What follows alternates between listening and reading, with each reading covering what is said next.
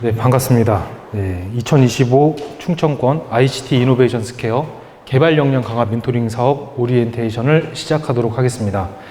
시작에 앞서서 일단 저희 이 OT 운영을 어떻게 할지 간략하게 좀 알려드릴게요. 운영 방식은 오프라인으로 하고, 그다음에 시간표는 이제 뒤에 보시다시피 이렇게 구성이 되어 있습니다. 이 사업의 목적 먼저 말씀을 드릴게요. 이 사업은 현재 그 청년 한 명당 일자리 수가 0.4개 정도밖에 되질 않죠. 그런데 기업 입장에선 청년들이 이렇게 됐으면 좋겠다라고 하는 게 ICT 역량을 가진 친구들이 많았으면 좋겠다라는 그런 생각을 하는데, 이게 참 미스매칭이 되고 있어요. 특히 우리 난방 한계선이라고 하죠. 그게 판교예요. 개발자 난방 한계선. 그러니까 판교 밑으로는 잘 안 내려오려고 하는 부분이 있는데, 분명히 이제 충남도 마찬가지고 이 지방에도 되게 역량 있고 실력 있는 그런 기업들이 많음에도 불구하고 계속 개발 역량을 가지면 서울로 가려고 하는 그런 문제점들이 있습니다. 그래서 이제 기업과 이제 청년들이 매칭을 해서 개발 역량을 강화시키는 그런 사업이라고 보시면 됩니다. 그래서 이 목표, 그 사업의 3대 목표는 이제 개발 역량을 강화시키고, 그다음에 여러분들에게 실무 프로젝트를 경험하게 해서 이제 성장 생태계를 구축하는 게 이 사업의 목적이에요. 그래서 저희는 이 운영 프로세스가 다음과 같습니다. 처음에 이제 여러분들 신청해 주셨죠. 이제 플랫폼 통해서 신청해 주시고 했는데, 이제 모집을 통해서 이제 선발하고 매칭하는 과정을 거칩니다. 그렇게 해서 바로 이제 멘토링을 수행을 하시는 거예요. 총 33개의 그 실무팀이 이제 여러분들한테 멘토분들이 배치가 될 거예요. 그래서 여러분들의 개발 역량을 강화시키고 IT 서비스 기획 역량을 강화시키는 그런 멘토링이 진행이 되고, 그리고 최신 기술 트렌드 전문가 특강이 준비가 되어 있습니다. 총 4회가 준비가 되어 있고, 오늘 이따가 그 OT 강의가 하나 있죠. 그 개발 실무자 분이 오셔서 이제 강의를 해주실 거고, 나머지 이제 2회차, 3회차의 경우는 이제 그 카카오 모빌리티에 계신 분이 오셔서 강의를 한번 해주시고, 그 다음에 그날 구글 엔지니어 분도 계세요. 그러니까 조치원에서 이제 구글 엔지니어까지 이제 취업까지 하신 분인데, 그분의 강의도 좀 준비가 되어 있습니다. 그리고 이제 삼성 기획전략실에 계셨다가 지금 현재 창업하신 분도 이제 준비가 되어 있어요. 그래서 이 역량 강화를 통해서 여러분들의 개발 스킬과 개발 문화가 어떻게 되어가는지 알 수 있는 그런 강의를 준비했고, 그다음에 워크숍을 지금 운영합니다. 워크숍은 날짜는 정해졌어요. 10월 31일 금요일부터 11월 1일 토요일 이렇게 되고 있고, 장소가 특정이 되면 저희가 다 문자나 이제 개별 알림으로 알려드리도록 하겠습니다. 그리고 마지막으로 성과 공유회가 있죠. 예, 지금 현재 계획된 곳은 10월 셋째 주 정도로 이제 계획이 돼서 여러분들이 이 단계별로 다 참여를 꼭 해주셔야 합니다. 그래서 이런 순서대로 일단 진행이 된다고 보시면 됩니다. 그래서 총 일정은 이제 다음과 같아요. 그래서 오늘 준비 및 사전 교육을 하죠. 그래서 14시부터 16시까지 현재 이 장소 소셜 캠퍼스 온 충남 5층 이벤트홀에서 지금 진행이 되고, 그리고 선별 및 멘토 멘티 매칭은 10월 10날 개별 통보를 드릴 거예요. 그래서 여러분들 문자나 그 이메일 확인 꼭 해주시면 됩니다. 그래서 총 저희가 33개 팀이 구성이 될 예정이에요. 네, 그리고 두 번째로 이제 멘토링 및 성과물 완성 단계가 있습니다. 이때는 이제 멘토링 집중 운영이 시작이 됩니다. 그래서 여러분들과 매칭이 된 멘토분들과 여러분들이 함께 개발을 해나가거나 IT 기획 서비스를 하거나 그렇게 진행한다고 보시면 됩니다. 그 다음에 특강이 총 그 2, 3, 4회차가 있어요. 그래서 10월 24일 2시부터 3시까지 고려대학교 세종 캠퍼스에서 이제 카카오 모빌리티 고경선 이사님이 강의를 해주실 거예요. 그래서 주제는 개발자 관점에서 보는 ICT 이노베이션이라고 보시면 되고, 그리고 3회차에는 그 동일한 날 7시부터 9시까지 온라인으로 진행이 됩니다. 네, 줌을 통해서 여러분들한테 링크가 공지가 될 거고, 이때는 이제 구글 엔지니어가 이제 강의를 해주실 거예요. 그래서 조치원에서 이제 구글에 입사하기까지 그런 관련된 이야기를 해주시고, 4회차 때는 이제 페어엑스라고 하는 그 창업자분이신데, 이분이 그 삼성전자 기획전략실에 계셨다가 창업을 하신 케이스입니다. 네, 그래서 10월 31일 날 워크숍 때 그때 강의가 이어질 겁니다.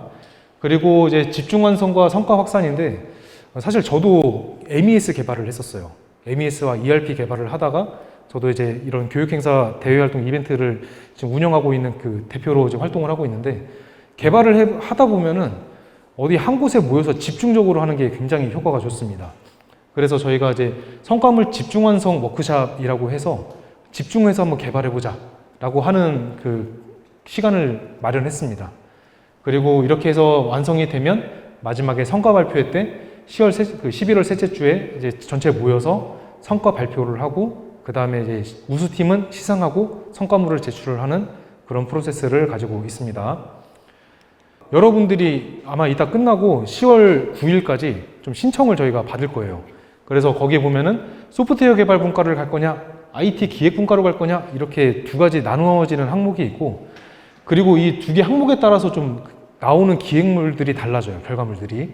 그래서 이제 멘토-멘티 매칭은 2개 정도까지 저희가 좀 받을 예정이에요. 2개까지 받아서 이제 저희 주관기관에서 매칭해서 이제 여러분들한테 알려드리도록 하고, 그 다음에 성과물이 그건 무엇이냐라고 했을 땐 여러분들이 공통으로 해야 될 건 있습니다. 3분 발표와 3분 질의응답은 다 동일해요. 그래서 6분 정도 이제 발표 평가를 받고, 그 다음에 소프트웨어 개발 분과는 워킹 프로토타입이 나와야 되는 겁니다. 이게 무슨 뜻이냐면 동작이 되는 웹 서비스나 앱 서비스나 아니면은 그냥 어플리케이션, 응용 프로그램들이 나와줘야 되는 거예요. 이게 뭐 앱의 형태일지 웹의 형태일지는 여러분들 아이템에 따라 달라질 거예요. 그래서 이제 이거는 이제 워킹 프로토타입, 실제 구동이 되는 걸 만드셔야 되고, 그리고 IT 기획 분과는 IT 서비스 기획서가 나오게 될 거예요. 발표 자료와 서비스 기획서, 이걸 가지고 이제 평가를 합니다. 그래서 평가 방식은 소프트웨어 개발 분과는 워킹 프로토타입 평가를 받게 됩니다. 그래서 처음에 저희가 이제 성과 공유회 때 다 전시를 할 거예요. 전시를 할 때 그 심사위원분들이 돌면서 이제 30점 정도를 워킹 프로토타입으로 심사를 할 것이고, 마지막으로 발표 평가는 70점으로 구성돼서 총 100점이 되겠고, IT 기획 분과는 발표 평가로 10분 평가를 합니다. 그래서 2개 분과로 나눠서 이제 진행한다는 점 알고 계시면 됩니다. 그리고 멘토링 방식은 매칭된 멘토님과 1대1로 멘토링을 한다고 보시면 돼요. 그래서 최소 5회 이상 멘토링이 진행돼야 되고, 그 다음에 개발 강화 멘토링이다 보니 여러분들의 역량을 최대한 이끌어 주려고 하는 사업이라고 보시면 됩니다. 그래서 개발 역량을 갖추기 위한 멘토링을 수행하고, 오프라인 멘토링은 3회 이상 수행하도록 권장을 하고 있습니다.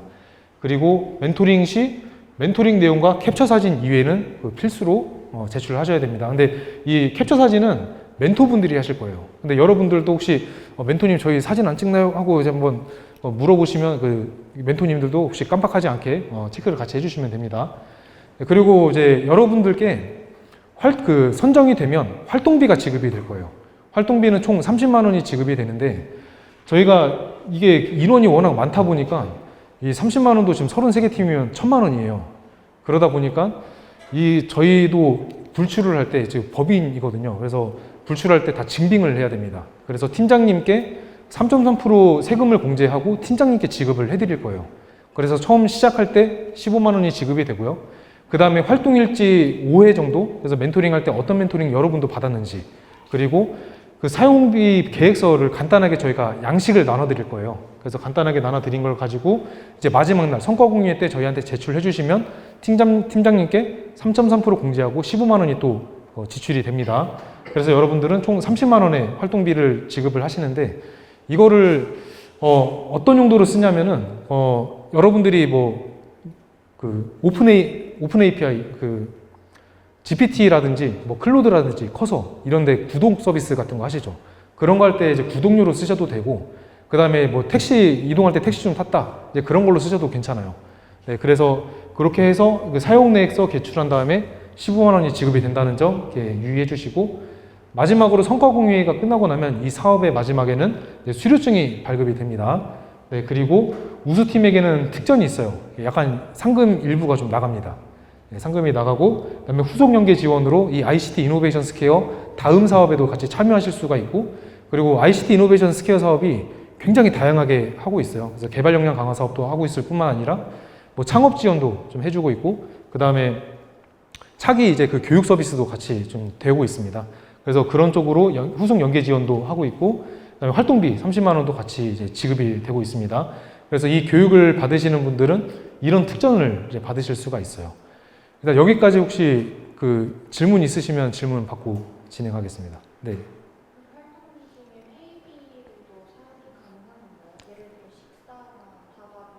네, 그런 것도 다 이렇게 인정해 주려고 하고 있습니다. 최대한 여러분들이 그 이 사업을 함에 있어서 잘 쓸 수 있게 저희가 도와주는 역할을 한다고 보시면 돼요. 이거 하면 안 돼, 안 돼, 이런 것보다는 요거와 좀 사업과 관련 있는 것들은 최대한 지원을 해 주려고 하고 있습니다. 네. 또 질문 있으신가요? 자, 없으시면 다음으로 넘어가겠습니다. 혹시 질문 있으시면 중간중간 계속 질문을 해주시면 됩니다. 그리고 혹시 유튜브로 이게 지금 스트리밍 돼서 나가게 될 건데, 혹시 영상을 보시는 분 중에 궁금한 거 있으시면 그 창에 댓글로 남겨주시면 답변 드리겠습니다. 네. 영상이 같이 아카이빙 되고 있어요. 그래서 이거 멘토링 예시예요. 그래서 멘토링이 총 이제 5회차로 진행이 되는데, 이제 오늘 이제 사업 설명회라고 보시면 돼요. 사업 설명회로 시작이 돼서 1, 2, 3회차 정도 이제 참가자 진단하고 이제 문제 정의하고 그다음에 기술 및 비즈니스 모델 고도화 시켜서 그다음에 워크숍 통해서 4, 5회차하고 성과 공유 한다고 보시면 됩니다. 이게 쉽게 말하면 한 주에 하나씩이에요. 저희가 10월 10날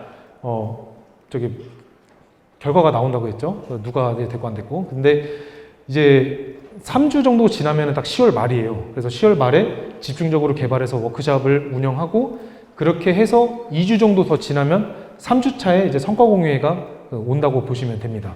이런 프로세스로 가게 되는데, 혹시 그 멘토님들이 궁금해 하실 수가 있어요. 그럼 어떤 멘토링을 해야 돼요? 라고 물어보시면, 이런 멘토링을 이렇게 주관해서 이렇게 그 가이드를 제시를 해줬다라고 이렇게 말씀해 주시면 아마 그 여러분들 멘토링일지나 아니면 멘토링을 받을 때 좀 도움이 되시리라 생각이 됩니다. 그리고 이제 멘토링은 1대1 멘토링이 이제 그 원칙이에요. 그래서 한 분의 멘토당 2팀이 들어가게 될 거예요. 그래서 2팀이 들어가고, 팀 규모나 이제 그 유사 주제에 따라서 이제 멘토 멘티가 이제 배정이 될 거고요. 그 다음에 1대1 멘토링이 원칙입니다. 그래서 타 팀과 같이 멘토링 하는 거는 가급적이면 지양하고 있습니다. 지양하고 있고, 그래서 이제 한 팀과 그리고 멘토분과 1대1로 멘토링을 진행하시면 됩니다. 그리고 멘토링 진행 방식은 총 5회 이상 진행하는 걸 진행을 하셔야 되고, 회차별로 이제 목표 설정을 해서 아까 같이 요거 참고하셔서 회차별로 이제 그 목표를 설정하시면 되고, 그리고 이제 팀 과제 진행 흐름과 연계해서 이제 멘토링 진행하시면 됩니다. 그래서 이제 성과 중심으로 여러분들이 그 어떤 성과를 낼 것인지, 그리고 최종적인 목적은 여러분들이 그 발표 자료 이제 3분짜리, 그래서 질의응답 3분, 그 다음에 IT 개발 분과는, 소프트웨어 개발 분과는 워킹 프로토타입, 그 다음에 IT 서비스 기획 분과는 이제 발표 자료와 이제 기획서 이렇게 제출하신다고 보면 돼요. 그래서 운영 원칙은 이제 멘토와 멘티가 서로 고정되게 이제 진행이 됩니다.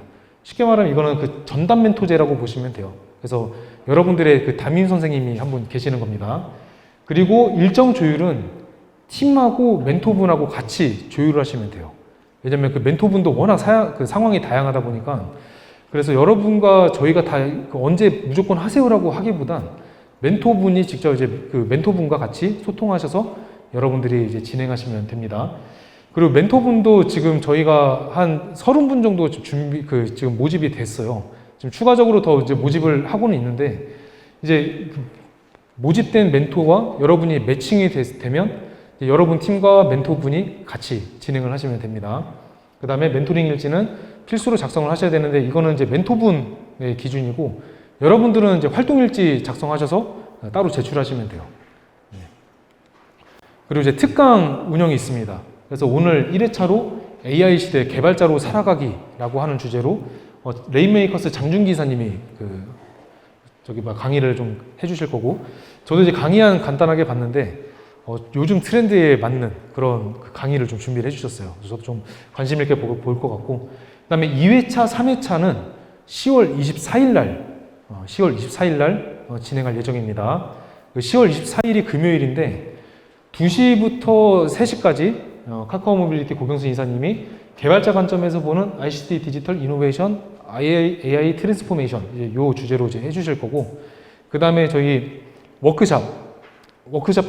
여기 해외 개발자가 특강을 해주실 거예요. 아까 말씀드렸던 구글 배경근 엔지니어께서 이제 온라인, 지금 현재 대만에 계세요. 대만 구글에 지금 근무 중이신데, 예, 온라인으로 이제 강의를 해주실 겁니다. 그래서 그 개발자 해외 취업 특강 이런 그 목적으로 해주실 거고, 그 다음에 10월 31일 워크숍 땐 이제 페어엑스 이범준 대표님이 하실 건데, 24일 날은 여러분들이 적어도 팀에 한 분씩은 꼭 참여를 해주십사 드리는 말씀드립니다. 꼭 참여해 주시고 정말 유익할 거예요, 이건.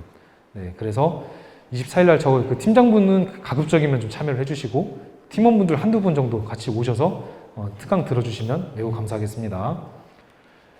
그리고 이제 저희 워크숍이 10월 31일부터 11월 1일까지 계획이 되어 있어요. 그래서 저희가 1시부터 시작을 할 거고요. 저희가 장소가 이제 확정이 되는 대로 그건 이제 공지 드리도록 하겠습니다. 네, 그래서 10월 1시부터 시작해서 이제 OT 간단하게 일정 안내하고 국내 특강 한 다음에 그 다음에 여러분들이 이제 직접적으로 집중 개발이 이제 이루어집니다. 그리고 나서 여기서는 제가 약간 특이한 게 최종 피칭을 좀 해볼 생각이에요. 왜냐면은 여러분들끼리 어떤 아이템을 준비하고 있고 저 팀은 어떻게 지금 진행을 하고 있는지 접근 방식은 어떤지 여러분들끼리 같이 공유를 해야 사실 워크숍이 의미가 있어요. 그래서 현재 나의 위치, 그리고 내가 더 보완해야 될 것, 그다음에 상대방은 지금 어느 정도인데? 라고 하는 거를 이 자리를 통해서 알 수가 있어요. 그래서 여러분들한테 간단하게 팀별 1분 스피치, 그다음에 최종 피칭 이렇게 해서 이거는 너무 잘 하지 않으셔도 됩니다. 이게 최종 발표는 아니고 점수에 반영되는 건 아니에요. 다만 여러분들이 내가 어떻게 무엇을 준비해야겠다라고 이제 인지하는 그런 시간이라고 보시면 됩니다. 그렇게 해서 12시까지 한 다음에 종료하고 해산하는 그런 프로그램 일정을 가지고 있습니다. 그리고 이제 성과 공유회는 11월 셋째 주 분과별로 운영을 할 겁니다. 그래서 분과가 아까 소프트웨어 개발 분과, IT 서비스 기획 분과 이렇게 있다고 했죠. 그래서 1시에 이제 시작을 할 거예요. 참가자 등록을 하고, 그다음에 시제품 팀이 있기 때문에 이제 부스 평가를 이 시간 동안 약 1시간 정도 진행을 합니다. 그리고 간단하게 휴식 시간을 갖고, 그 다음에 2개 분과를 운영해서 A 분과, 지금 이건 예시입니다. 지금 여러분들이 어떤 그 분과를 선택할지 지금 받아봐야 돼서 이건 예제로 이제 보시면 돼요. 약간 좀 변경될 수는 있어요. 그래서 A 분과와 B 분과로 나눠서 진행이 되고, 팀별로 3분 발표와 3분 질의응답 이렇게 진행이 되고, 그 다음에 60분 진행한 다음에 10분 정도 휴식하고, 그래서 한 2시간 10분 정도 진행이 된다고 보시면 됩니다. 그렇게 해서 이제 저희가 점수 취합하고 만족도 조사 실시를 하고 난 다음에 시상식과 이제 폐회식을 해서 가급적이면 5시 반 안에 좀 끝내드리려고 하는 그런 프로그램을 갖고 있습니다. 그래서 성과 공유는 현재 지금 계획된 곳은 이 모충동, 그 서원구 청주에서 이제 할 계획을 갖고 있어요. 여기가 이제 ICT 이노베이션 스퀘어라고 하는 곳이고, 여기 2층에서 이제 진행이 될 수도 있고, 여러분들의 참여가 좀 더 적극적이시면 더 큰 곳으로 옮길 수도 있습니다. 네, 일단은 이곳에서 좀 할 수도 있고, 아무튼 그 멘토링에 대해서 어떻게 지금 개발이 됐는지 여기서 심사를 받는다고 보시면 돼요. 그래서 이게 가장 중요한 자리고, 그리고 여러분들이 딱 이제 머릿속에 생각해 두셔야 될 거는 24일 날 특강이 있다. 그리고 31일 날 워크숍을 참여한다. 그 다음에 11월 셋째 주, 이거는 저희가 한번 그 니즈를 좀 받아볼 거예요. 언제가 가장 좋을지 받아서 가급적이면 11월 셋째 주에 이 성과 공유회가 진행이 될 것이다 라고 꼭 인지를 해주시면 됩니다. 그래서 이 QR코드 여러분들 지금 다 있으실 거예요. 이 마지막에 여러분들 이렇게 돌아가셔서 팀장과 팀원분들하고 같이 상의를 해주세요. 무슨 상의를 하시냐면 이렇게 지금 리스트업을 해드렸습니다. 지금 다 있으시죠? 여기. 그래서 지금 이 개발분과랑 기획분과 이렇게 2개로 지금 나눠져 있다고 보시면 돼요. 그래서 여러분들 유인물에는 다 있으실 텐데, 그래서 저희가 이제 구글 폼으로 하나 만들어서 그 폼에 접속하시면 누구를 선택할지 한번 돌아가셔서 팀장님과 팀원분하고 한번 상의하셔서 여기서 난 누구에게 받겠어 라고 한 2분 정도 선택하셔서 이제 제출하시면 됩니다. 네, 제출하실 때는 팀장님만 제출하시면 돼요. 팀장님만. 네, 그래서 여기 지금 되게 많죠? 멘토분들이 더 추가가 될 거예요. 그리고 사실 이 자료를 만들었을 때보다 좀 더 추가가 돼 있어요. 네, 그래서 여러분들 꼭 상의하셔서 이제 10월 9일까지는 주셔야 저희가 10일 날 선별을 할 수가 있습니다. 네, 그래서 9일까지 꼭 잊지 마시고 꼭 선택을 해주시길 바라옵나이다. 네, 좀 종교롭고요. 네, 혹시 질문. 더 추가가 될 수 있다고 하셨는데 네. 10월 9일 그 사이에 네. 폼에 추가가 되나요? 네, 폼에 다 추가가 될 거고 저희가 가급적이면은 2일 날까지는 다 마감을 할 거예요. 2일 다음 날부터가 이제 연휴가 시작이 되죠. 그래서 2일까지는 가급적이면 받아서 좀 확정을 짓도록 하겠습니다. 일단 이거는 그저께, 그러니까 저번 주 일요일까지 받았던 멘토분들이에요. 그래서 14분과 11분, 총 25분이 모집이 됐는데, 가급적이면 여러분들이, 이분이 좀 나랑 잘 맞을 것 같다, 라고 생각을 하시는 분하고 매칭을 하시면 돼요. 그래서 이분이 현재 지금 이름하고 이제 소속으로 가지고 한번 좀 찾아보시면 일부 좀 나올 거예요. 그래서 어떤 회사인지 확인하실 수가 있어서 일단 찾아보시고 이분 좋겠다라고 선택을 하시면 됩니다. 네. 또 질문 있으세요? 질문. 네, 좋습니다. 네.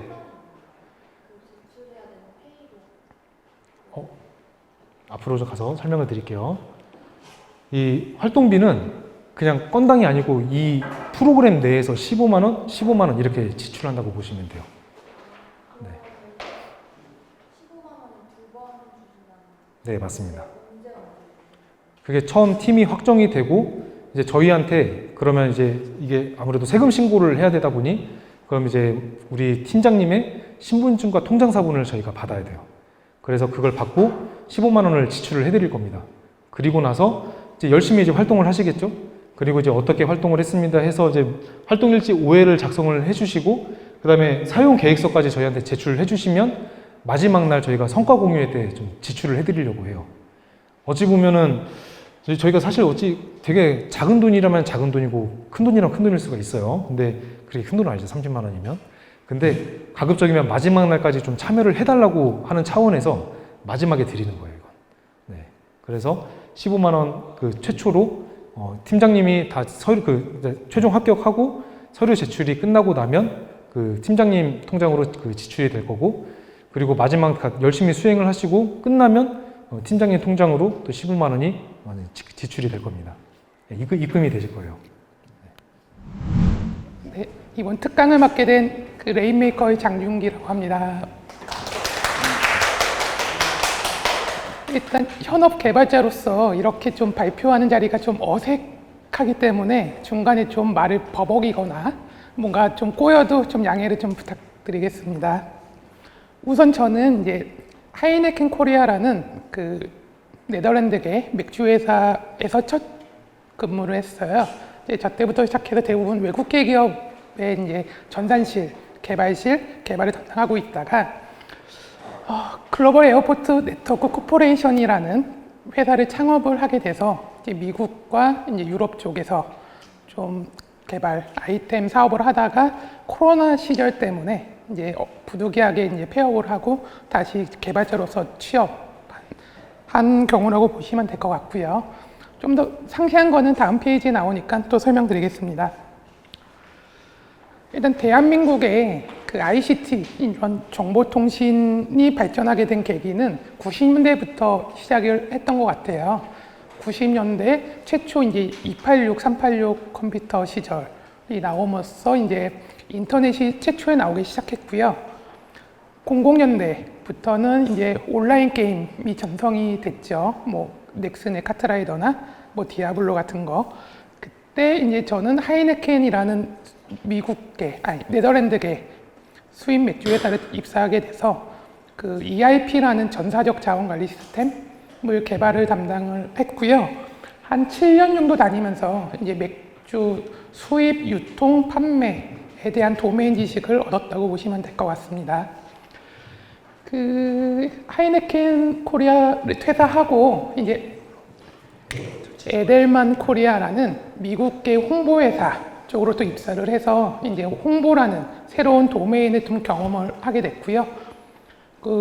에델만 코리아에서는 이제 자체 사내 시스템 관리, 서버 관리, 또 그 프로젝트 관리라는 솔루션을 구축 운영을 했습니다. 그 이후에는 브룩스 브라더스 코리아라고 역시나 미국계 주 상원의원이 입는 이런 옷, 양복 같은 회사였고요. 역시나 이쪽에서도 그 CRM, 고객관리 시스템이나 PLM, 프로덕트 라이프 사이클 매니지먼트 시스템이라는 이런 새로운 도메인 같은 거를 습득을 했고요. 그걸 기반으로 창업을 하게 되었습니다. 창업 아이템은 GIS 서비스로 창업을 했고요. 그 기술로는 실내 위치 측이 시스템. 그래서 이제 실내에서는 이제 GPS가 그 직진성 신호기 때문에 튕겨서 실내를 측정할 수 없는데 지구 자기장을 이용해서 그 전자맵을 만들어서 실내 측위를 1m 이내에 측위할 수 있는 기술을 가지고 공항 쪽에서 이제 실내 길 안내나 뭐 약간 그 POI 뭐 쿠폰 같은 거 쏴주고 약간 광고 같은 거 하는 솔루션으로 했다가 코로나 시절에 이제 공항이 폐쇄되면서 폐업을 하게 됐고요. 지금 현재는 그 레인메이커라는 그 세상에 단비를 내리는 기업이라는 사명을 가진 기업에서 그 AI 그 컴퓨터 비전이나 LLM을 가지고 지금 환경부 산하 한국환경공단 쪽의 시스템을 구축, 관리, 운영하고 있습니다.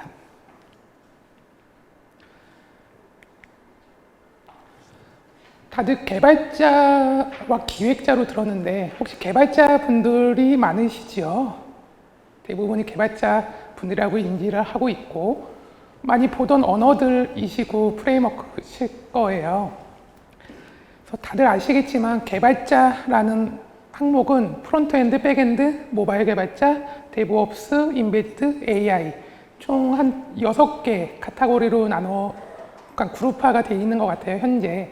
물론 백엔드, 프론트엔드, 뭐 데브옵스 합쳐서 요즘은 풀스택이라는 개발자 영역도 있는데 저는 개인적으로 이제 풀스택은 그냥 제너럴하게 얇고 넓게 그냥 케어할 수 있는 그 단어라고 생각을 해서 저는 개발자 직군이라고 생각을 안 할 거고요.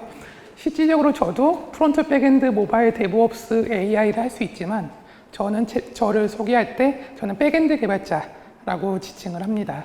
그게 이제 다른 것들보다는 이제 백엔드 쪽에 좀 더 강점이 있고 더 깊게 알기 때문에 그렇게 지칭을 하고 있고요. 한정 뉴스에 많이 나올 거예요. AI가 지금 많이 발전이 됐잖아요. 그러면서 개발자로서 개발자의 직업이 없어질 거다. AI로 다 대체될 거다. 라는 얘기를 많이 들으셨을 거예요. 그쵸? 근데 제 생각에는 AI가 발전함으로써 이거부터 설명드리겠습니다. AI가 발전함으로써 제 생각에는 코더 쪽은 직업이 없어질 거라고 생각을 해요.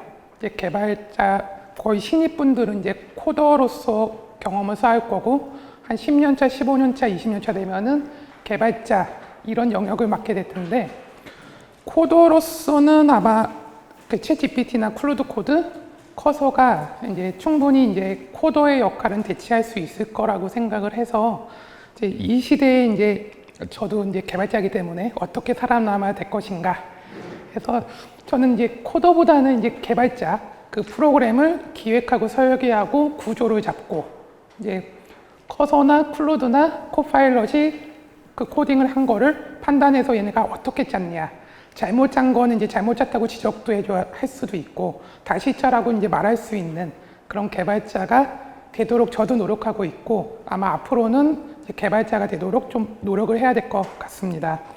실질적으로 이제 저도 프로그램을 하나 이제 기획하거나 짤 때 기존에는 팀 단위로 이제 프론트엔드 개발자 따로 있었고 백엔드 따로 있었고 디자이너, DBA 막 그렇게 있었는데 지금은 뭐 커서나 클로드 같은 걸 쓰면은 한 하루 정도면은 웬만한 원하는 기능을 가진 플랫폼 사이트를 만들 수 있을 것 같아서 개발자로서는 이제 향상성, 개발 효율이 좋아졌다라고 보시면 될 것 같습니다.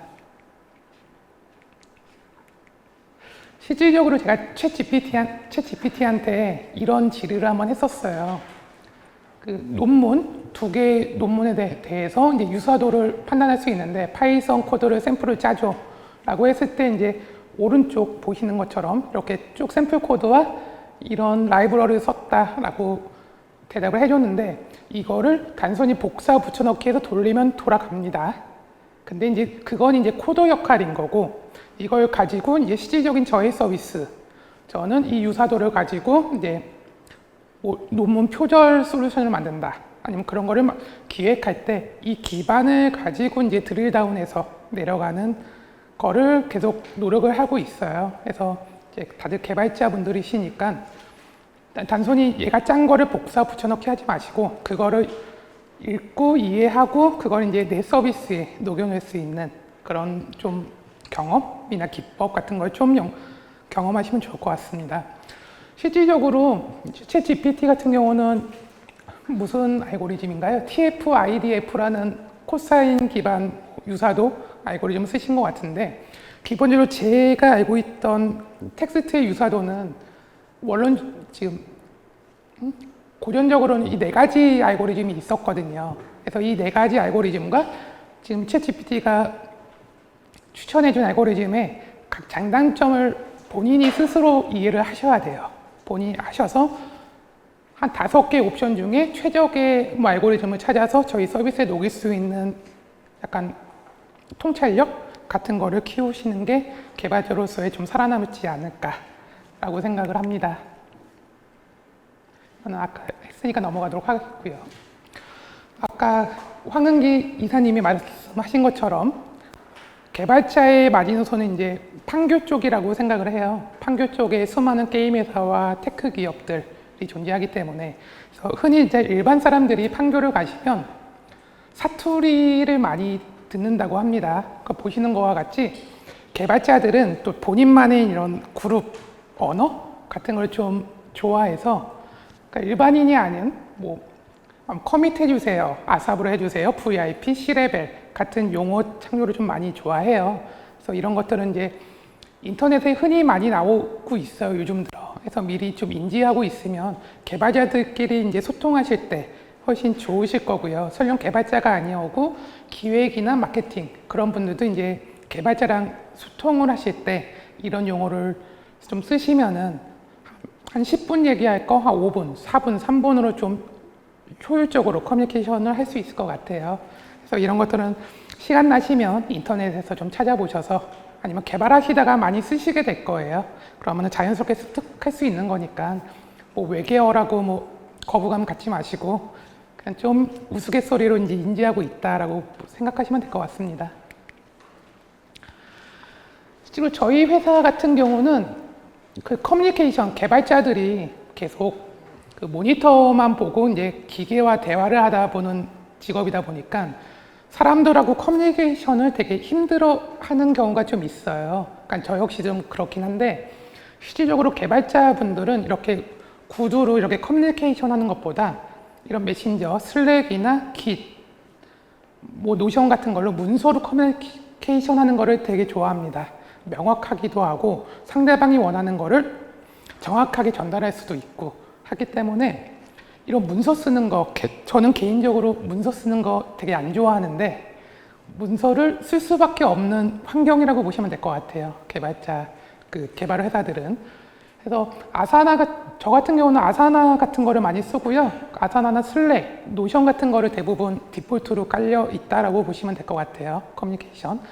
아사나 같은 경우는 개발자들이나 그런 PM들, 그 프로덕트 오너 분들이 이제 태스크를 브렉다운하고 일정 관리할 때 많이 쓰시는 프로그램이라고 보시면 될 것 같고요. 슬랙은 당연히 다 알고 계실 거라 믿어 의심치 않고요. 노션 같은 경우도 예전에는 노션을 그냥 블로그식으로 많이 썼는데 요즘은 노션에 템플릿도 많이 제공돼서 기술 문서 같은 거를 좀 작성해서 공유하는 것들이 문화라고 보시면 될 것 같고요.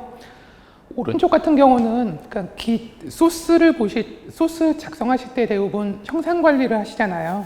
깃허브를 쓰시든 깃랩을 쓰시든 그때 이제 그 리포지토리 안에 리드미를 꼭 저희 같은 경우는 적어 놓으라고 해요. 개발 환경을 어떻게 맞출지 또 이 리포지토리의 목적은 뭔지 같은 거여서 문서화를 해서 아까 말했듯이 이제 개발자들은 직접 가서 안 물어보고 긴 리포지토리에 있는 리드미만 보고 개발 환경을 스스로 맞출 수 있어야 되고, 또 추가된 게 있으면 여기다 추가 업데이트를 한 다음에 상대방한테 그 깃 커밋했으니까 그 확인해 주세요 라고만 커뮤니케이션 한다라고 보시면 될 것 같습니다.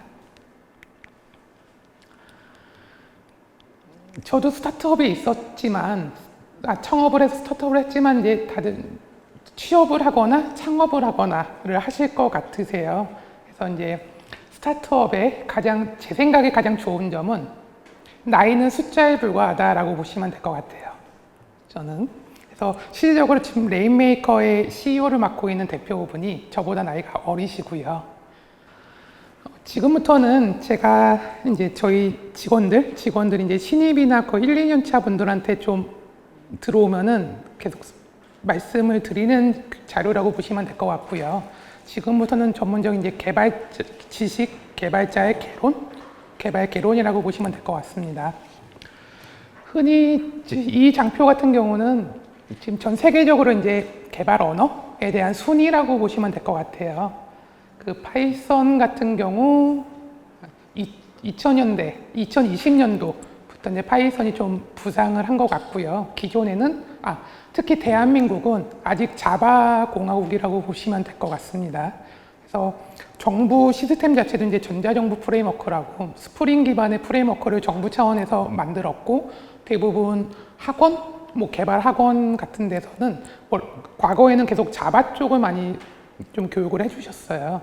근데 최근 그러니까 서울에 뭔가 개발 학원 같은 데는 요즘은 자바는 베이스로 깔리고 파이썬 쪽을 좀 더 강의를 해드리는 것 같아요. 그 이유가 스타트업 같은 경우는 자바로 솔루션을 만들기에는 좀 무겁고 좀 기간이 좀 오래 걸린다고 보시면 될 것 같아요.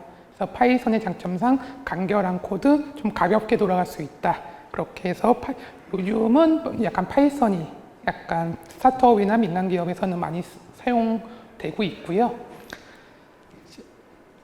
그럼에도 불구하고 자바는 많이 쓰이긴 합니다. 그래서 스타트업의 주기 보면은 초창기 MVP, 시리즈 A 정도까지는 파이썬으로 만든 솔루션으로 운영을 하고 있고요. 시리즈 A부터 이제 투자를 대대적으로 받음으로써 약간 그 시스템을 자바 단으로 좀 리팩토링 하는 경우가 좀 있어요. 그 이유는 파이썬보다는 그래도 자바 단이 한번 좀 무겁지만 안정적으로 운영을 할 수 있다라고 보시면 될 것 같고요. 실질적으로 그 토스 같은 경우가 그 파이썬 장고 베이스로 만들었다가 지금 자바 단으로 서비스를 하고 있는 걸로 알고 있고요. 실질적인 그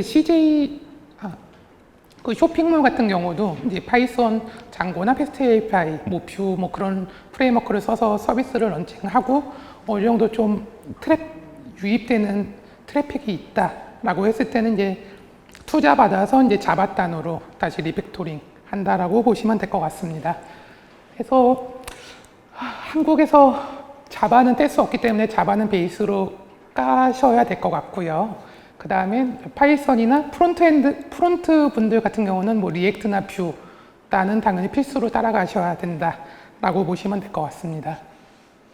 혹시나 AI를 개발하려고 해도 자바보다는 파이썬이 패키지나 라이브러리가 많기 때문에 파이썬은 하기 싫어도 개발자로서는 좀 해야 된다라고 보시면 될 것 같습니다. 너무 간단하죠? 자바 코드와 파이썬 코드. 이 This is Java with strict syntax 이 두 줄을 하기 위해서 자바 같은 경우는 최소한 한 4줄 정도의 코딩을 해야 돼요. 근데 파이썬은 간단히 이제 2줄 프린트 함수 써서 이제 표현하고자 하는 문자열을 표현하기 때문에 이제 2개의 차이점이 있을 거고요. 자바와 파이썬의 가장 큰 차이점입니다. 다들 아시겠지만 인터프린트 언어라는 인터프린터라는 구조 방식의 파이썬, 또 컴파일 언어라는 구조의 자바의 차이점인데요. 일단 자바는 엄밀히 따지면 그 컴파일 언어는 아니에요. 그러니까 하이브리드라고 보시면 될 것 같고요. 컴파일 언어와 인터프린트 언어의 가장 큰 차이점은 인터프린트 언어는 순차적으로 라인으로 이제 실행이 된다라고 보시면 될 것 같고, 따라서 이제 상대적으로 컴파일 언어보다는 속도가 좀 느리다, 수행 속도가 좀 느리다라는 예의가 있는데, 요즘 같은 그런 CPU 성능이 좋고 메모리가 좀 좋은 환경에서는 제 생각에는 큰 차이는 없다라고 봐요. 차이 나봤자 0.012초 정도의 차이가 있다고 생각해서 요즘 파이썬으로 인터프린트 그 솔루션을 만들어도 자바만큼의 좀 퍼포먼스가 나올 수 있다. 그리고 파이썬 지금 3.12 버전까지 나온 걸로 알고 있는데 3.10대 이상 감으로 버전업이 됨으로써 이제 파이썬의 연산 속도가 한 두 배, 세 배 계속 빠르게 된다라고 보시면 될 것 같습니다. 그리고 역시나 압도적인 코드량 때문에 파이썬을 많이 쓰는 추세라고 생각을 합니다. SSR, CSR 혹시 대략적으로 좀 들어보신 분 있으실까요? 일단 SSR은 서버 사이드 렌더링이라는 의미고 CSR은 클라이언트 사이드 렌더링이라고 보시면 될 것 같고요. 실질적으로 이제 서비스를 할 때 저희가 보는 이제 네이버로 들어갔다. 네이버에 이렇게 막 그려지는 레이아웃들이 있잖아요. 그거를 서버에서 렌더링을 한 다음에 그 컨텐츠 자체를 전달하는 거. 그게 이제 서버 사이드 렌더링이라고 보시면 될 것 같고요. 클라이언트 사이드 렌더링은 그 기본 구조, HTML, CSS 구조만 내려주고 그 안에 데이터들은 클라이언트 단에서 이제 자바스크립트로 서버를 요청해서 JSON 형태로 응답해주고 그거를 이제 브라우저가 풀어주는 형태라고 보시면 될 것 같습니다. 두 개의 장단점이 있어요. 어느 게 좋다, 안 좋다라고 지칭을 하기보다 이제 각자의 장단점이 있기 때문에 상황에 맞춰서 이거를 좀 구현을 한다라고 보시면 될 것 같고요.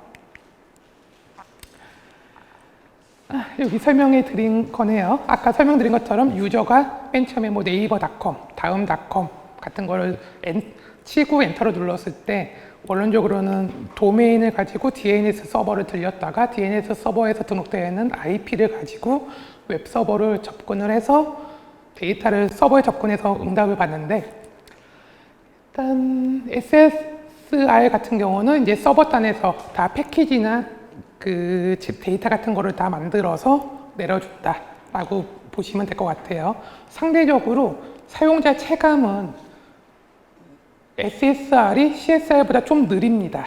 사용자 체감적으로. 그 이유가 계속 페이지를 들어가는데 계속 뱅글뱅글 돈다라고 보면은 그 안에 있는 콘텐츠를 모든 걸 다 서버에서 연산한 다음에 정적으로 내려주는 거라고 보시면 될 것 같아요. 그래서 지금 네이버 메인 같은 경우는 뉴스에 상당히 많은 콘텐츠들이 있잖아요. 그거 같은 경우는 구조만 HTML 구조만 내려주고 각 콘텐츠들은 비동기로 CSR로 요청해서 자바스크립트 안에서 요청해서 응답받아서 그때그때 그려준다라고 보시면 될 것 같아요. 그래서 체감적으로 네이버가 느리지 않잖아요. 근데 그거를 서버 사이드 렌더링으로 다 서버에서 주겠다라고 하면은 한 최소한 2, 3초, 1, 2초는 계속 뱅글뱅글 로딩 화면을 보게 될 거예요. 이렇게 말하면 이제 SSR이 나쁘다라고 인지를 할 수 있을 것 같은데, 이거는 각각의 장단점이 있습니다. CSR, 클라이언트 사이드 렌더링에서는 그 마케팅 같은 게 잘 안 돼요. 예를 들면 구글이나 크롬, 네이버 같은 데서 보수 통해서 크롤링을 해서 컨텐츠를 해서 검색 엔진에 많이 쓰는데, CSR 같은 경우는 그 컨텐츠가 서버에서 그때그때 만들어서 내려주기 때문에 크롤링이 힘듭니다.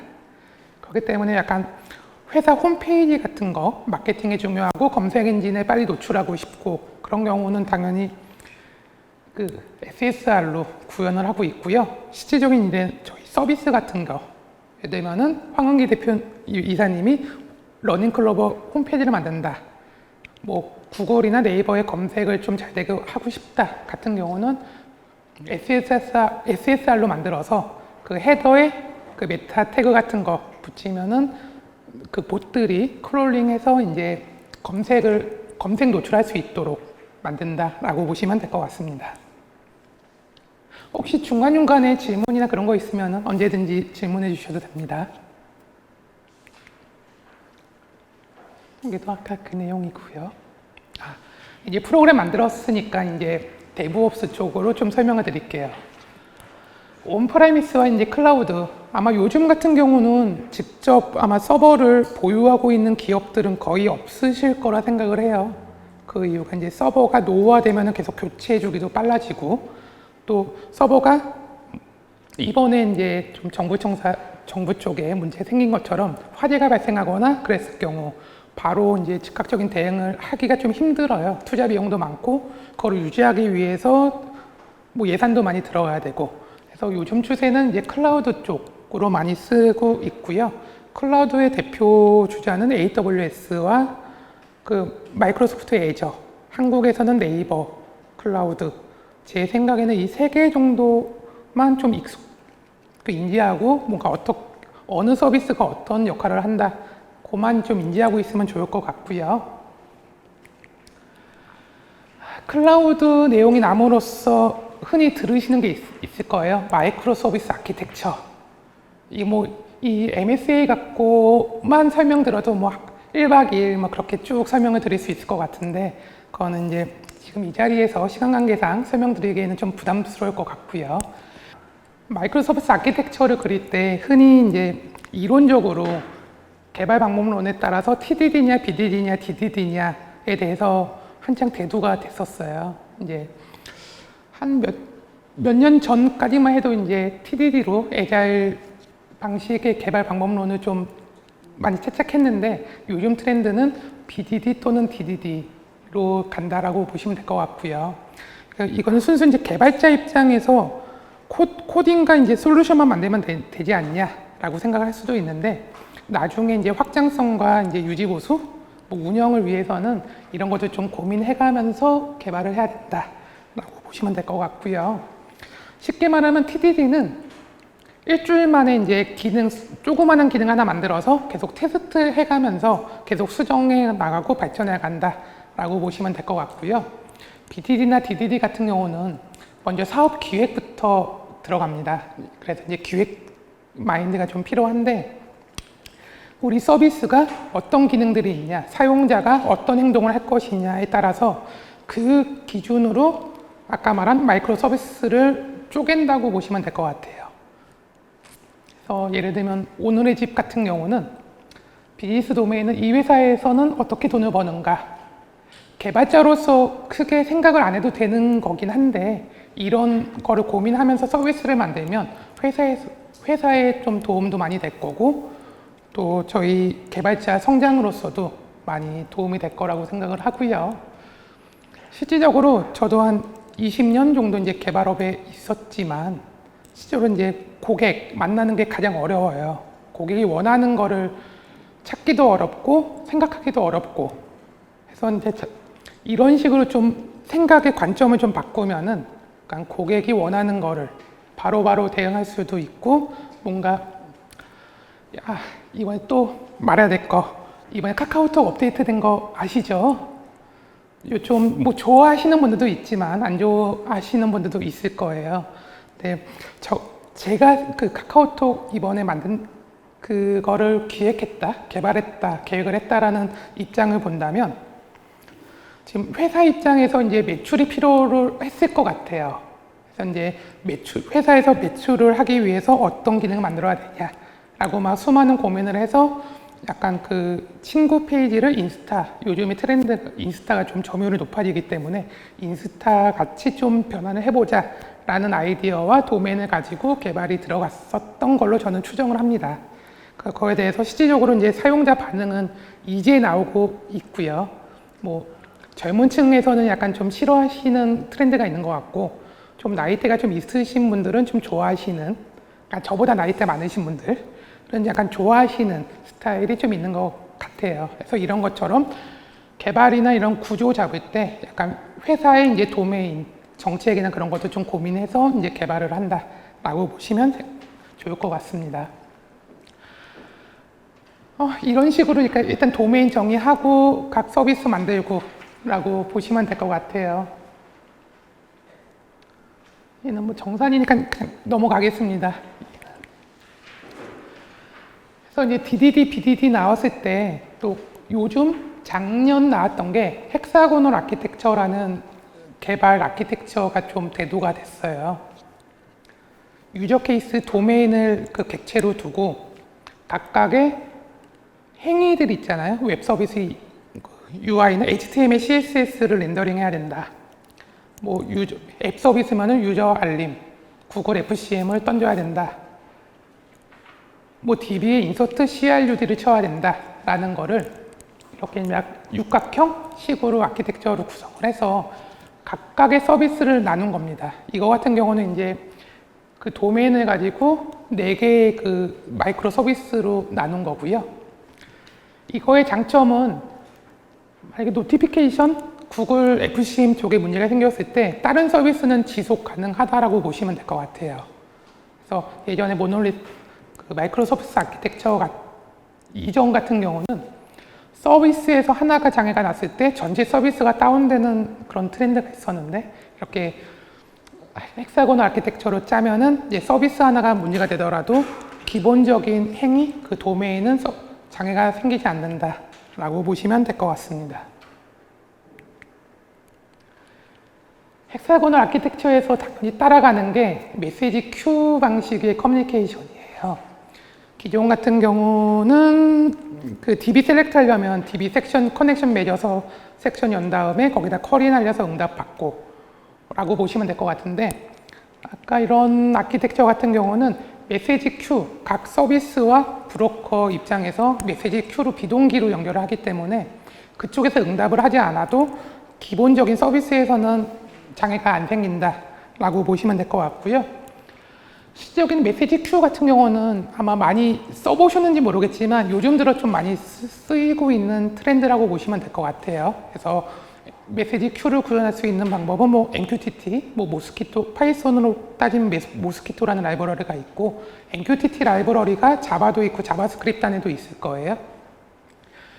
그리고 또 메시지 큐가 많이 쓰이는 경우는 그 메시지 앱 같은 경우 메시지 큐로 많이 사용하고 있어요. 그래서 카톡 같은 경우도 구현하겠다라고 했을 때는 이제 서버에 메시지 큐, 원론적으로는 그 채널 소켓 통신을 시켜야 돼요. 카톡 같은 거를 구현하려면 소켓으로 TCP 통신 섹션을 열어놓고 그쪽에서 메시지 주고받고를 하는 아키텍처인데 요즘은 이제 메시지 큐를 사용해서 그 서버에 브로커라는 친구를 하나 두고 각 클라이언트가 이제 구독자라고 보시면 될 것 같아요. 그래서 제가 브로커면은 저한테 각각 흔히 말하는 빨대를 꼽으시고 연결된 다음에 한 분이 메시지를 저한테 던지면은 저를 구독하고 있는 모든 사람한테 그 메시지를 전달한다 라고 생각을 하시면 될 것 같고요.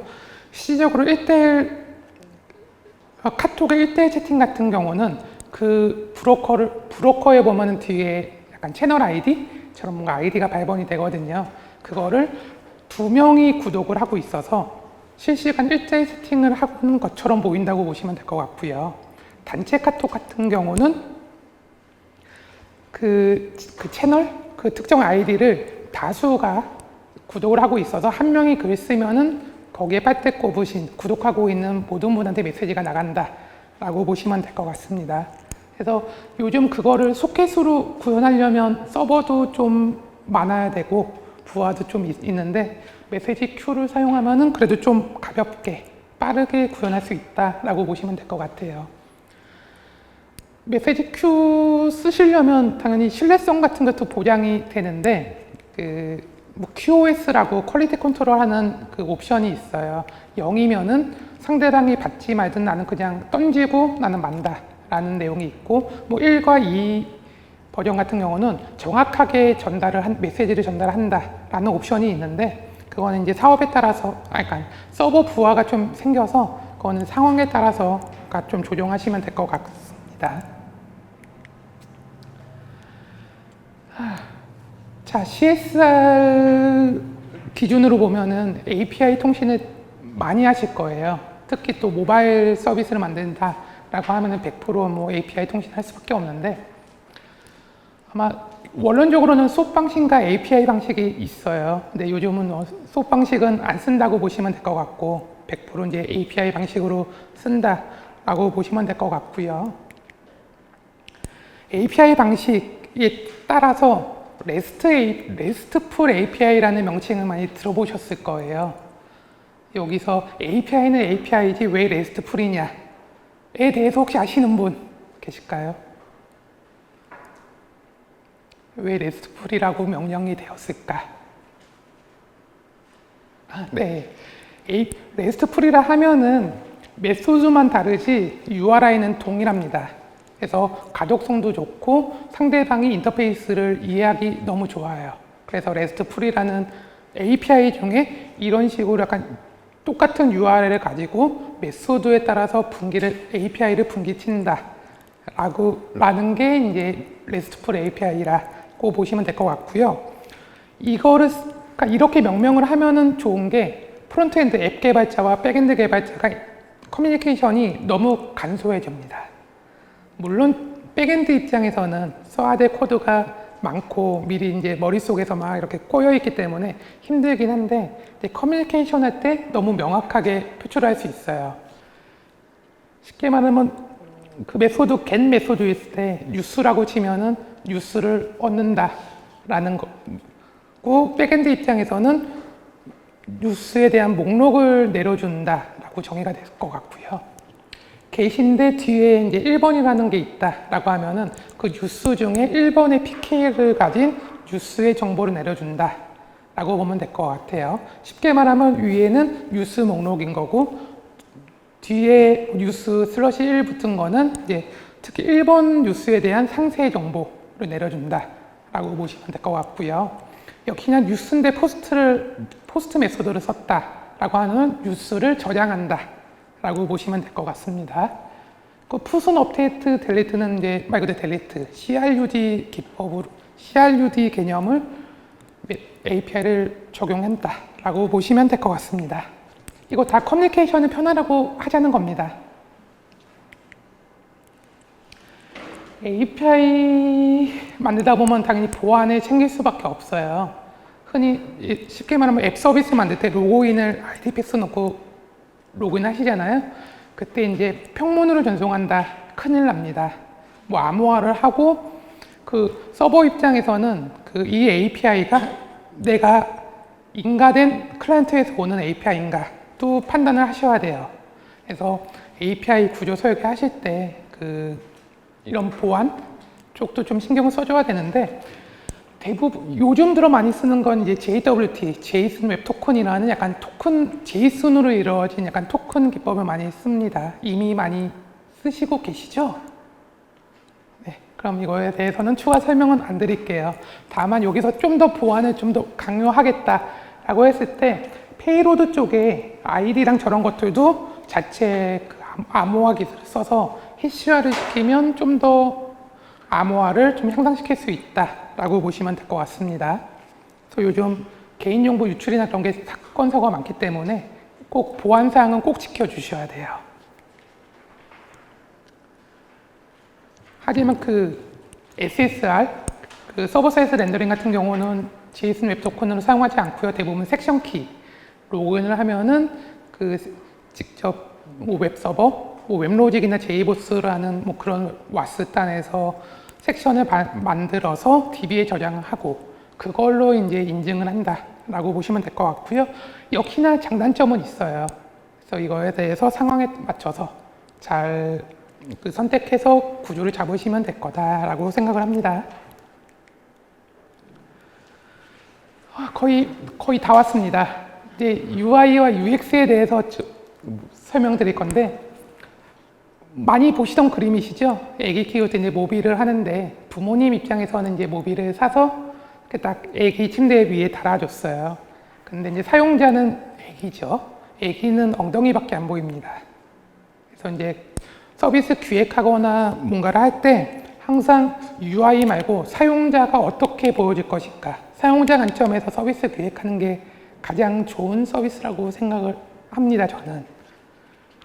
그리고 오른쪽 같은 경우는 항상 물어봐요. 왜 그러니까 저 같은 경우는 왜 이렇게 했을까?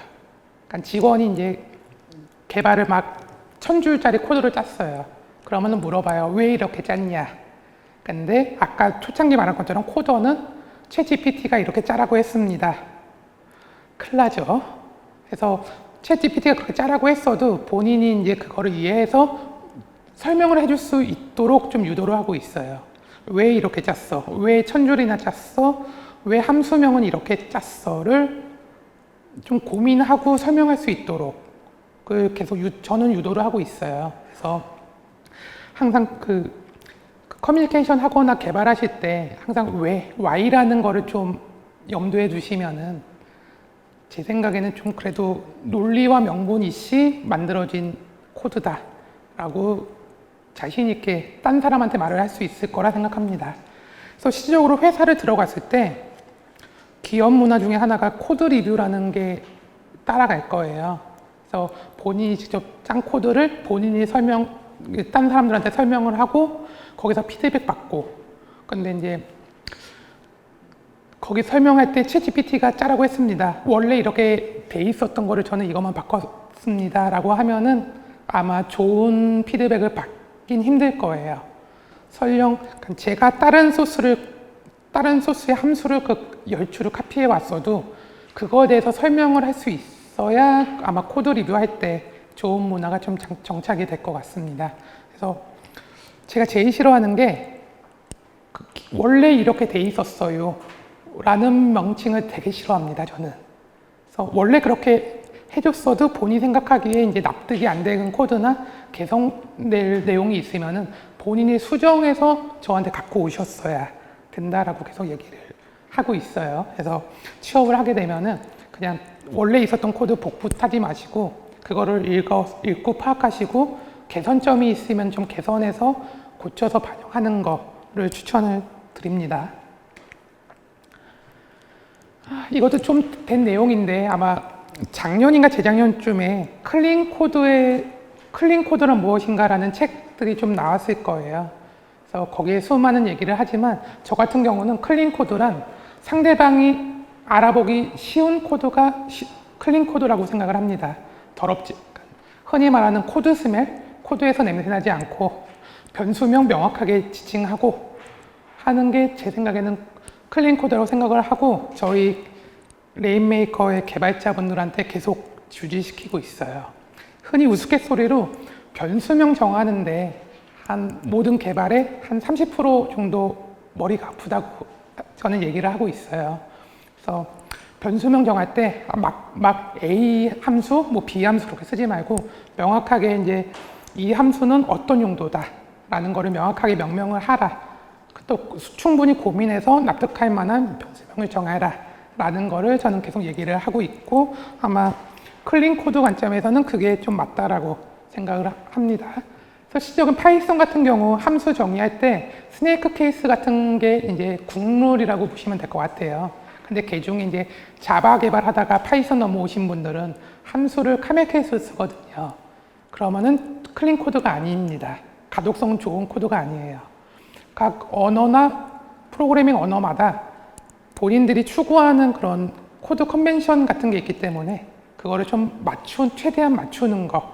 그리고 각 기업마다 명명 규칙 같은 것도 존재를 해요. 그래서 입사를 하게 되면은 코드 컨벤션이 있는 기업인가부터 해서 그게 없다면 기본적인 언어에서 제공하는 코드 컨벤션 따라가시면 되고요. 그런 게 있다면 최대한 그런 거에 맞춰서 하는 게 그런 커뮤니케이션에 좋다라고 보시면 될 것 같습니다. 이거는 계속 저는 얘기를 하고 있어요. 개발자가 저는 자바만 해봤습니다. 파이썬 못합니다.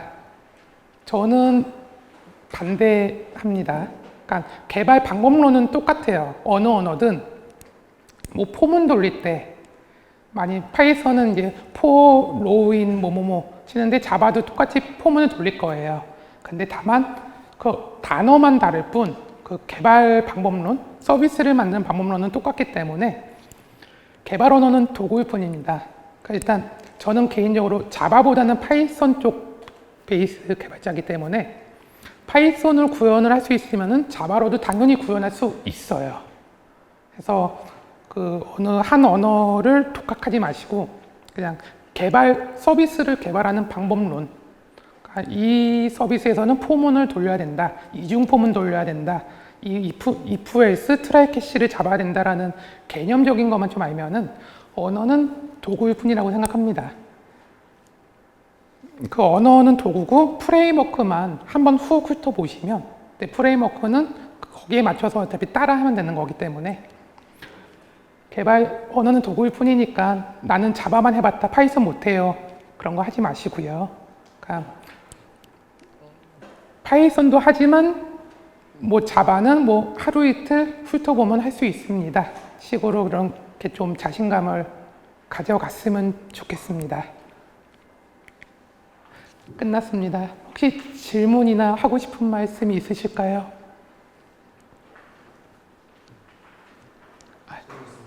네. 소프트웨어 개발이나 IT 기획이나 처음에 뭐 고객을 설정하고 이제 어떻게 해결을 해야 될지는 다 똑같다고 보거든요. 소프트웨어 개발은 어찌 보면 워킹 프로토타입이 나와야 되고 그러면 이제 그 기획이 되게 중요한 요소로 작용할 텐데 네. 기획할 때 좀 팁이 있을까요? 일단 그거는 이제 저도 창업을 해봤기 때문에 이제 그 관점에서 좀 설명을 드릴게요. 일단 뭐라 해야 되나? 니즈 파악하는 게 가장 중요한 것 같아요. 도대체 내가 풀고자 하는 문제점이 뭔가? 어떤 니즈를 위해서 제가 이렇게 서비스를 계획하고 프로그램을 만드는가에 대해서 니즈를 정확하게 파악하는 게 좋을 것 같고요. 이걸 하기 위해서 아까 그 개발은 도구일 뿐이에요. 그러니까 개발자도 이제 그 도구를 이용해서 어찌됐건 문제를 해결해야 되는 입장이기 때문에 문제를 명확하게 정의를 하고 판단을 한 다음에 이거를 어떤 식으로 해결할 수 있을까는 경험이 부족하면은 챗GPT한테 아까처럼 물어보면은 개략적으로 어떤 식으로 문제를 해결할 수 있다라는 팁을 주실 거예요. 근데 그거를 단순히 이제 복붙하면은 당연히 문제 해결이 안 될 거고요.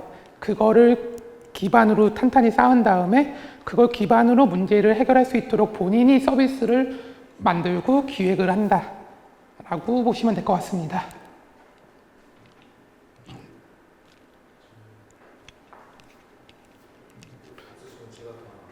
네. 이게 아무래도 이제 기간이 한 달 반 정도밖에 되지 않다 보니 혹시 완성도 높은 워킹 프로토타입이 나오려고 한다면 좀 빠르게 개발하고 완성도 높게 될 수 있는 팁이 있을까요?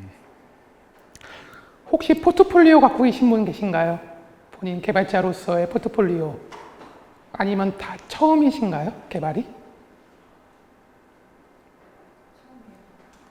다 처음이신가요? 아마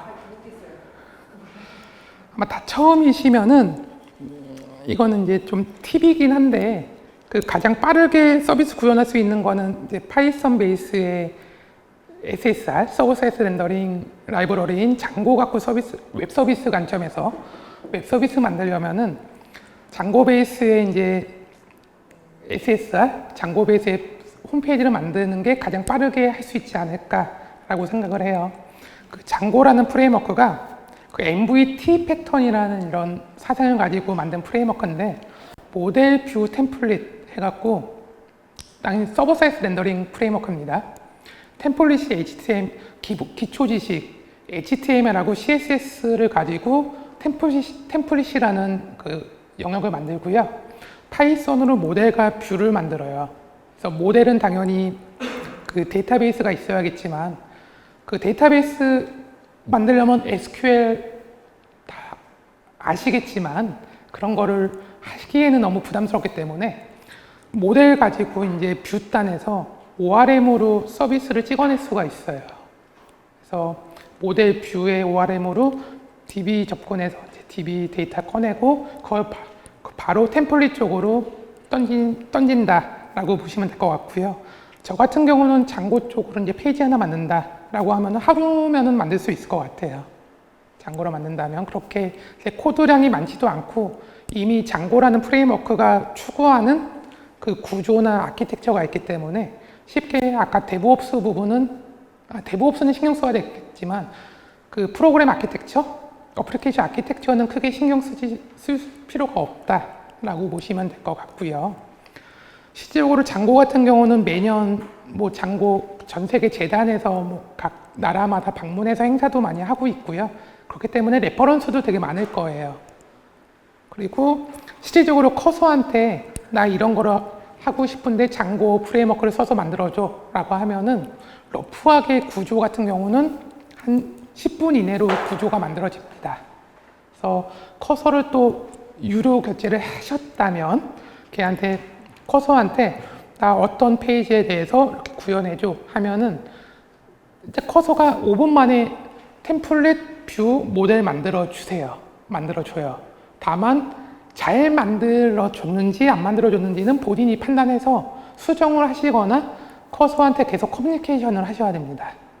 제 경험상 커서가 완벽하진 않아요. 커서나 그런 클루드나 코파일럿이 완벽하진 않아서 그 커서나 AI가 만들었다고 했는데 실행해 보면은 에러가 난 거를 다시 캡처해서 커서한테 볼 수도 있고 아니면 제가 그 코드 가서 수정할 수도 있고 그래서 그거는 이제 코딩 그 숙련도에 따라서 다르긴 한데 커서나 클루드를 활용하시면 더 빠르게 서비스를 만들어 구현 가능하세요.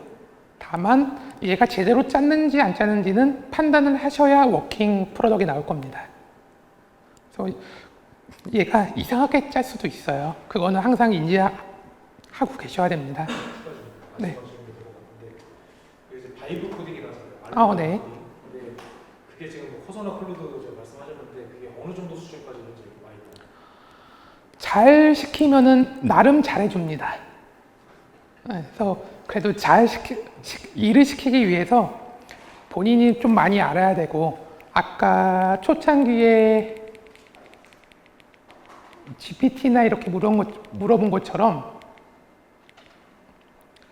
단순히 두 돈문의 유사도로 검출할 수 있는 파이썬 코드를 만들어줘 물어봤을 때 이런 코드 줄 수 있는 게 다예요. 근데 추가로 제가 알고 있는 이런 알고리즘에 대해서도 생각해서 계속 핑퐁을 해야 그만큼 완성도가 올라간다라고 보시면 될 것 같아요. 그래서 아무것도 모르는 사람이 바이브 코딩을 한다? 얘한테 일을 시킨다?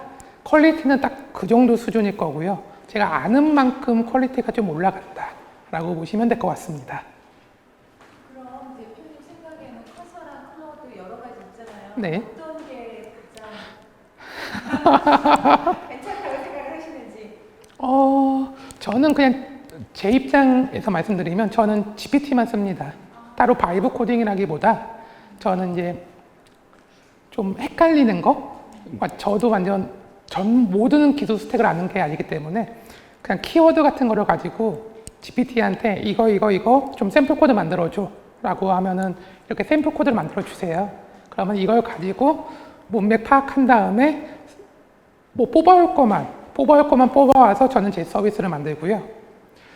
또 역시나 이제 GPT나 이런 커서나 그런 쪽은 좀 공개가 돼 있어서 개인정보 같은 거 넣으면 안 되는 건 아시죠?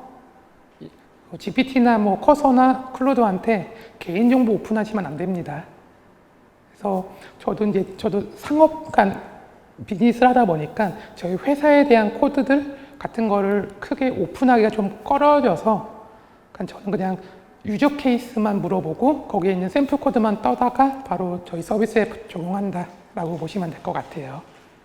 또 질문 없으면 황 대표님 마무리해 주시지요. 네, 감사합니다.